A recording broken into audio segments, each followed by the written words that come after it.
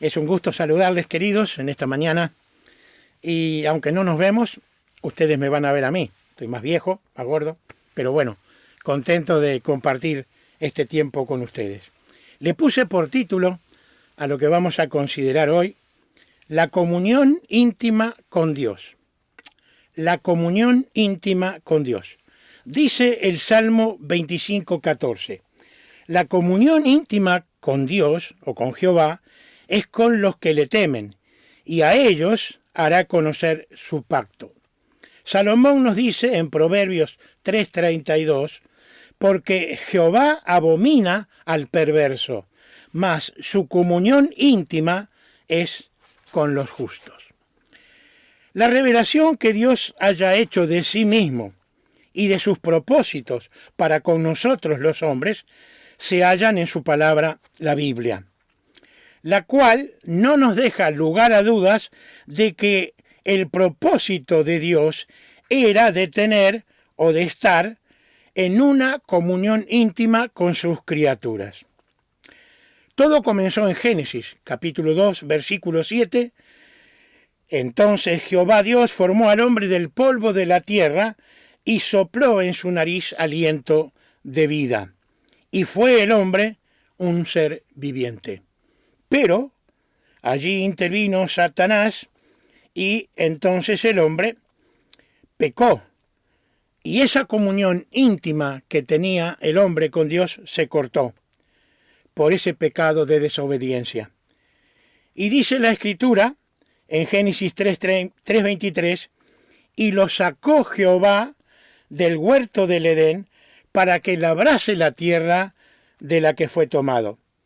Y desde aquel momento hasta hoy es el pecado el que corta la comunión íntima del creyente con Dios. El apóstol Juan escribe así, Primera de Juan, capítulo 1, versículo 6. Si decimos que tenemos comunión con Él y andamos en tiniebla, mentimos y no practicamos la verdad. Y el versículo 7, que es más conocido, dice, pero si andamos en luz, como Él está en luz, tenemos comunión unos con otros, y la sangre del Señor Jesucristo nos limpia de todo pecado. Queridos hermanos, una relación íntima con Dios debe de tener una prioridad en nuestra vida y demanda o demandará algo de nosotros que va a impactar toda nuestra vida. Por ejemplo, de nuestra relación íntima con Dios, de allí fluye todo lo demás en nuestra vida. Así que nuestra relación íntima con Él va a determinar cómo vivimos. Si nuestro estilo de vida es correcto o no, todo depende de eso.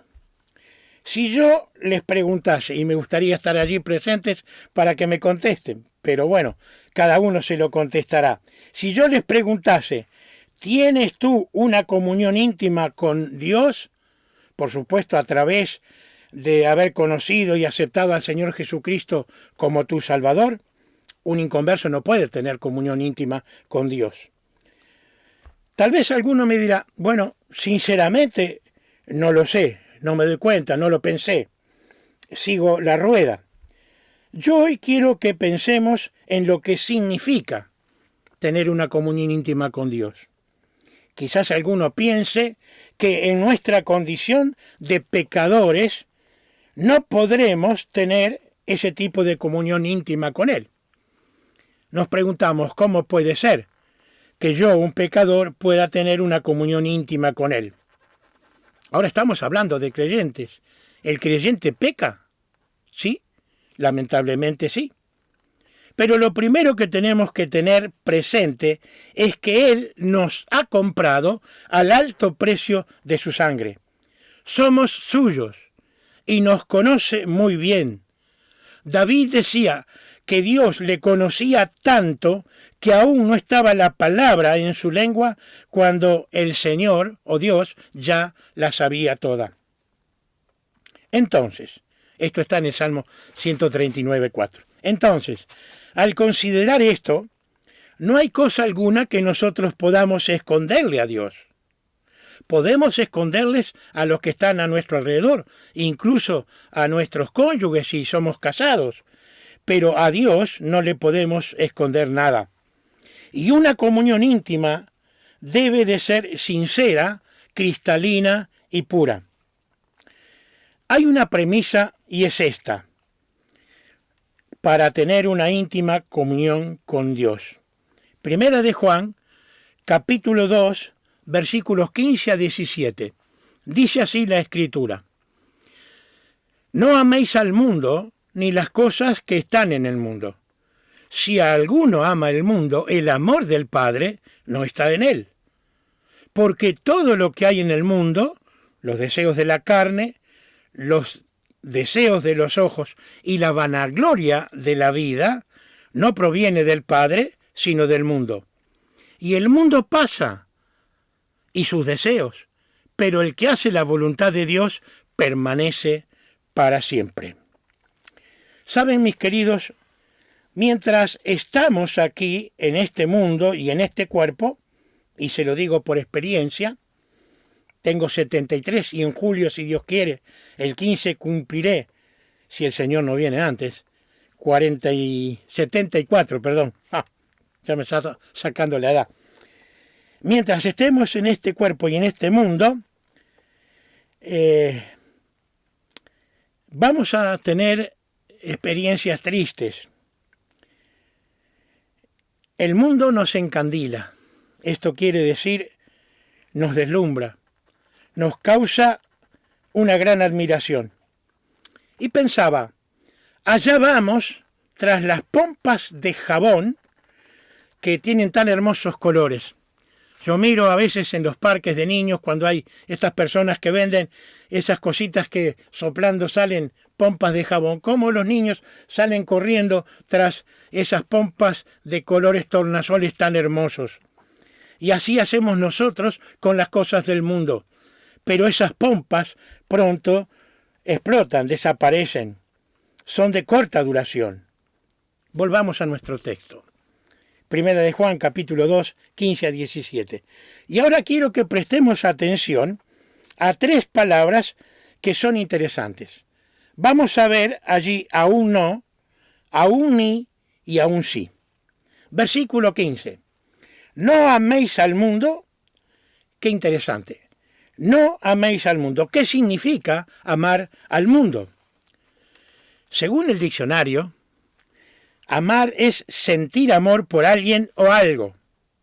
Y de amor nos dice que es un sentimiento de vivo afecto e inclinación hacia una persona o cosa a la que se le desea todo lo bueno.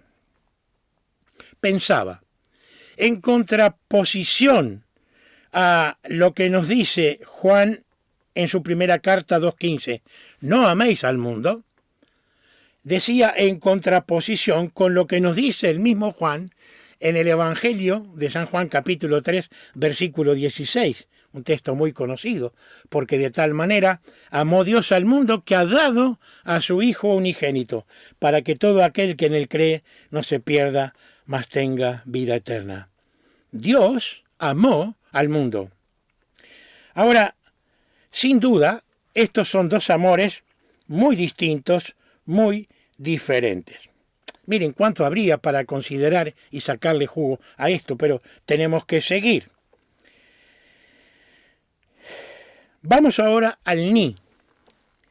Dice, no améis al mundo ni las cosas que están en el mundo. Y aquí tenemos que hacernos una pregunta, muy sinceramente. ¿Qué cosas amo yo de este mundo? ¿Qué cosas me encandila? ¿Qué cosas me atraen? Y esto es algo que tenemos que ser sinceros con nosotros. Si yo voy a hacer una lista, bueno, mi lista tal vez pueda ser muy larga, no sé la de ustedes, quizás alguno tenga una lista cortita, pero siempre hay cosas del mundo a través de la televisión que nos bombardean, que si no tenemos tal o cual cosa no vamos a ser felices. Y nosotros los creyentes lamentablemente caemos en esa trampa. pero la felicidad no está en cosas. La lista, decía, puede ser larga o corta. Esto también daría para sacarle el jugo, pero tenemos que seguir. Veamos el sí. El sí es la consecuencia que tiene que hacernos analizar todo aquello que yo estoy amando del mundo. Porque dice Juan, porque si alguno ama al mundo, escuchen bien, el amor del Padre no está en él. Me encanta cómo escribe Juan. Él no da vueltas para decir las cosas. Y esto que dice acá nos cala hondo a cada uno de nosotros. Si alguno ama al mundo o algunas cosas del mundo, el amor del Padre no está en él. Qué tremendo, ¿no? Tendría yo 23 años cuando cantaba en un coro unido, no era el que dirigía Juan, sino mi cuñado. De esto hace ya 50 años, ha pasado mucho tiempo. Y cuando cantábamos un himno, había una parte de la estrofa que decía así: y las cosas del mundo jamás desearé. Al lado mío cantaba un muchacho que él como chiste decía: y las cosas del mundo jamás dejaré. Yo lo rezongaba y le decía: no digas así, está mal. Es un chiste, me decía, pero no lo digas igual. Pero siempre que llegábamos ahí, él decía lo mismo. ¿Y saben una cosa? Cantaba lo que sentía en realidad, porque nunca dejó las cosas del mundo. Y así le fue y le va hoy en día. Ha estropeado su primer matrimonio, se ha casado por segunda vez, no es feliz y está solo, aunque tiene familia. ¡Qué tristeza! Cuidado, porque no es buena cosa, no es buen negocio cambiar las cosas del mundo por lo que Dios nos ofrece, aunque tengamos que pasar, como nos enseña la Escritura, momentos difíciles en nuestra vida como creyentes. Vale la pena seguir a Cristo. En el versículo 16 de 1 Juan, capítulo 2, leímos así, 1 Juan 2:16. Porque todo lo que hay en el mundo, los deseos de la carne, los deseos de los ojos y la vanagloria de la vida, no proviene del Padre, sino del mundo. Aquí Juan nos describe tres realidades. Y él dice así: primero, los deseos de la carne. Segundo, la codicia de los ojos. Y tercero, la soberbia de la vida. Cuando yo quiero aclarar un texto, voy a los comentaristas. A mí me gusta William MacDonald. Y él dice lo siguiente: se nos advierte con claridad que no debemos amar al mundo ni las cosas que están en el mundo, por la sencilla razón de que el amor hacia el mundo no es compatible con el amor que tenemos que tener para con el Padre. Veamos. Perdón. Primero, los deseos de la carne. Dice William MacDonald, se refiere a los apetitos corporales, sensuales, que proceden de nuestra malvada naturaleza. Segundo, la codicia de los ojos. Se aplica a los malvados deseos que pueden surgir de lo que nosotros vemos. Tercero, la soberbia de la vida. Es una impía ambición de propia exhibición y propia gloria. Estos tres elementos de mundanalidad se ilustran con el pecado de Eva. El árbol era bueno para comer, esto es, los deseos de la carne.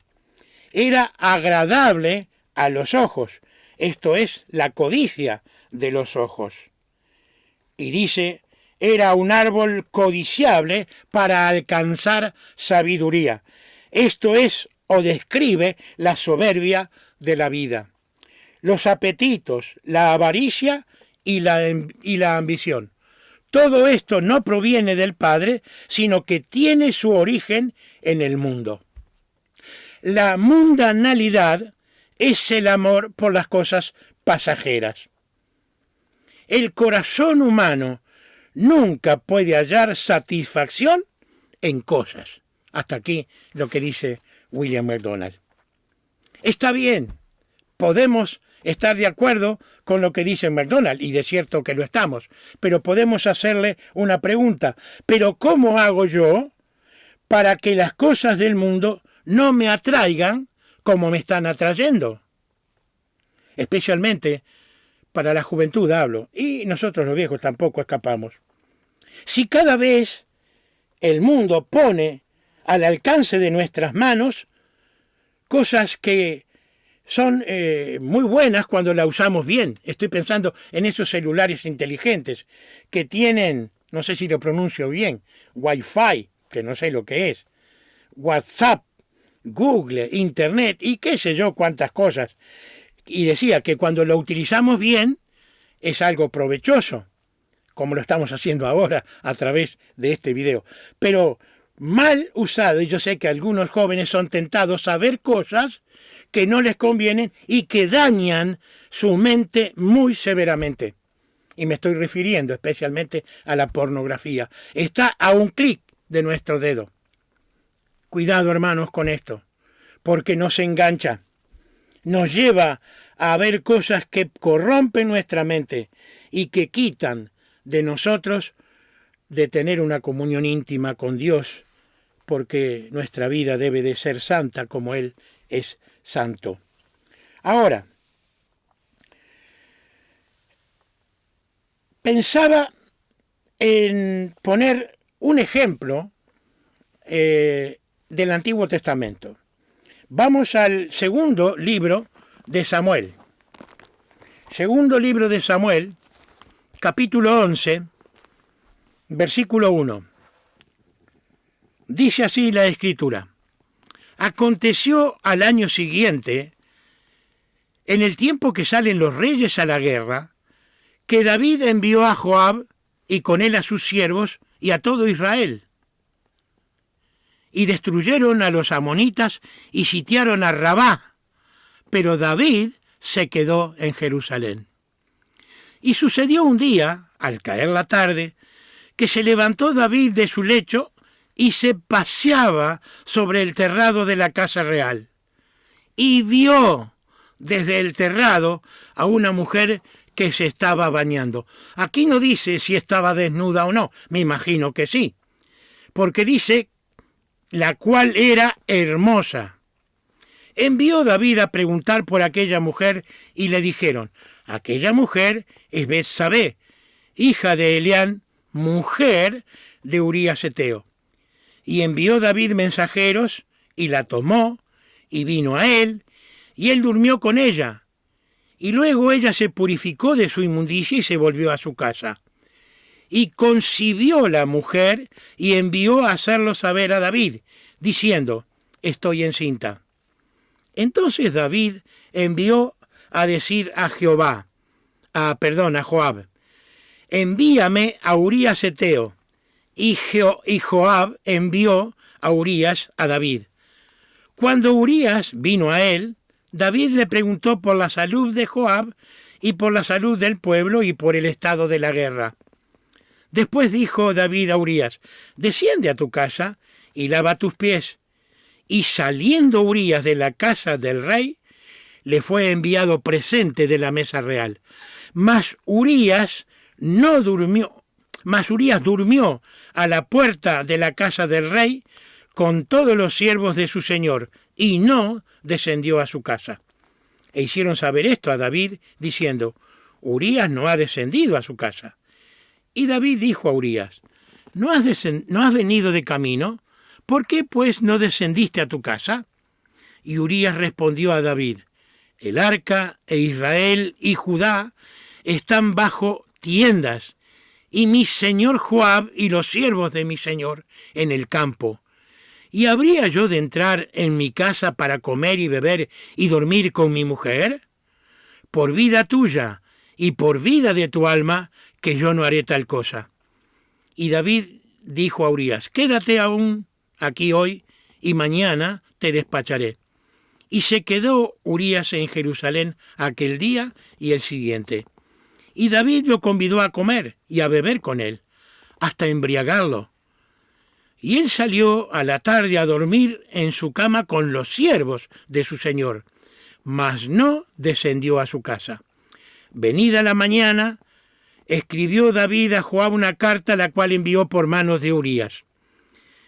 Y escribió en la carta diciendo, poned a Urías al frente de lo más recio de la batalla y retiraos de él para que sea herido y muera.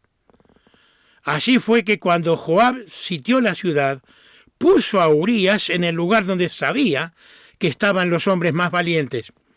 Y saliendo luego los de la ciudad pelearon contra Joab, y cayeron algunos del ejército de los siervos de David, y murió también Urías Eteo.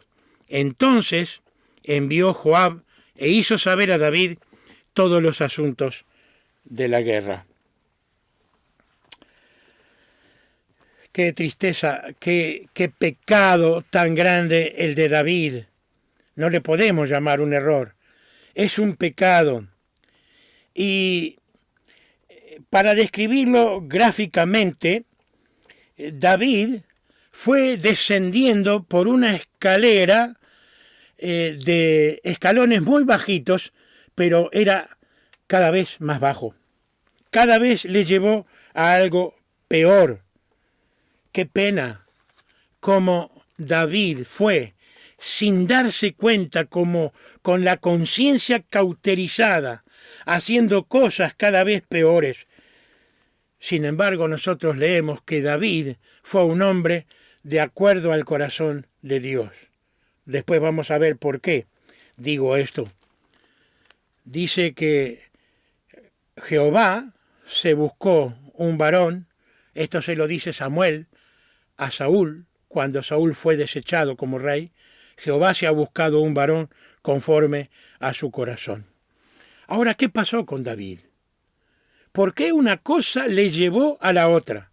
Primero empezó por ver y luego quiso tapar aquello que había hecho cuando Betsabé estaba esperando familia.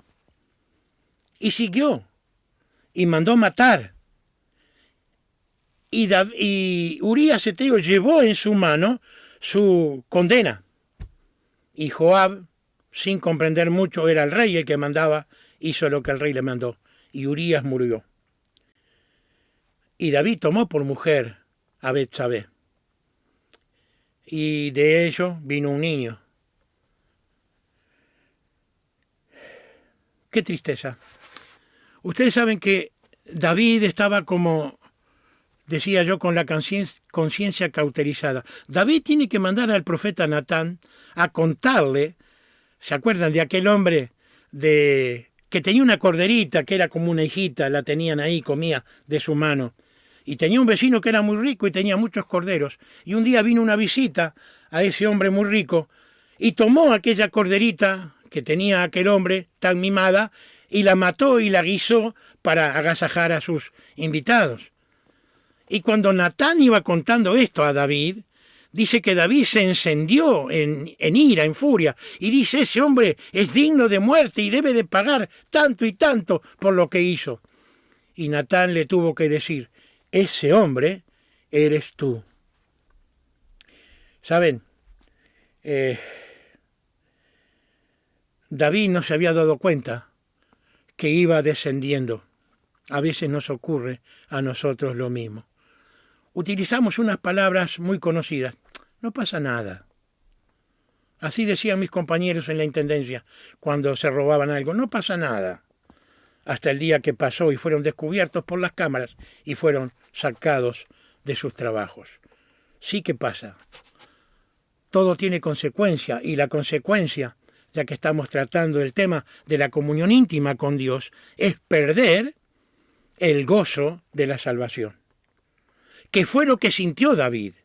Si ustedes leen el Salmo 51, David se da cuenta de lo que había hecho. Ya le había confesado a Natán, pequé contra Jehová. Y ahí está la clave, darnos cuenta de nuestro pecado, reconocerlo y confesar. No tenemos tiempo de leer todo el Salmo 51, ustedes lo pueden leer. Pero el versículo 12 a mí me hace pensar lo que sentía David. David le dice a Dios en este salmo, vuélveme el gozo de mi salvación y espíritu noble me sustente. Mira, querido, te lo digo por experiencia. Si tú no perdonas a tu hermano, aunque te creas que eres feliz y cantas con gozo los coros y te reúnes en todas las reuniones, bueno, te quiero decir que ahí hay un impedimento para tener una comunión íntima con Dios. Tenemos que perdonar, lo digo por experiencia, porque yo viví muchos años ocultando que había una raíz de amargura en mi vida y parecía feliz, pero no fui realmente feliz y tuve el gozo, como dice David, de la salvación cuando perdoné realmente. Tenemos que hacer esto. Yo sé que nos cuesta a veces, pero es algo necesario que debemos de pagar para tener una íntima comunión con Dios. David lo reconoció y él ahora quería volver a tener aquel gozo que había sentido cuando tenía aquella comunión íntima con Dios. La comunión que había sido cortada por su pecado. Es lo primero que el creyente pierde, el gozo. ¿Tienes tú gozo cuando te reúnes con los demás hermanos? ¿O lo haces por costumbre? Cuidado, porque no es cuestión de religiosidad y de apariencia, porque Dios conoce lo que hay en nuestro corazón. Él sabe cómo estamos delante de su presencia, si hay algún pecado oculto, no confesado. Podemos engañar a los demás, a Él no le engañamos. Y aunque aparezca ante los demás como que tienes una comunión íntima con Él, no es verdad.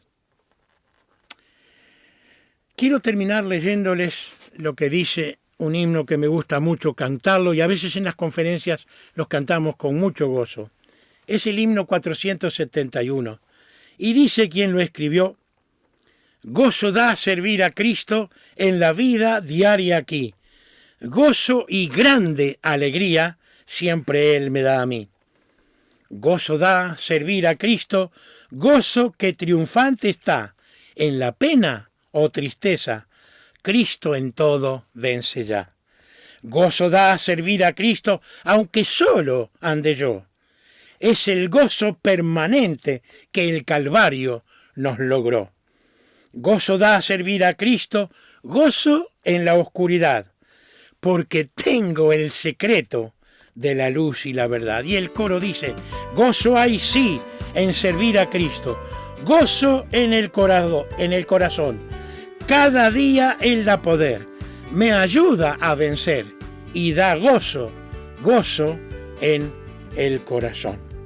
Que el Señor bendiga su palabra a nuestros corazones y que nuestra comunión íntima con Él sea una realidad en mi vida y en tu vida. Amén.